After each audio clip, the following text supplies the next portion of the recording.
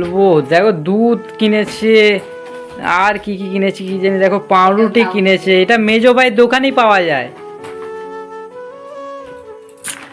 কত কিছু কিনেছে, বাটার কিনেছে, আবার এখানে কি কি কিনেছে দেখো, মিওনিস কিনেছে, বাটার কিনেছে, দুধ কিনেছে, আর এখানে পাউরুটি কিনেছে। ব্যাস হয়ে গেছে। এইটুখানি কত টাকা নিয়ে নিলি, কত টাকা আমার দিয়ে দিলি 12টা 5 করে? কত? 223 টাকা।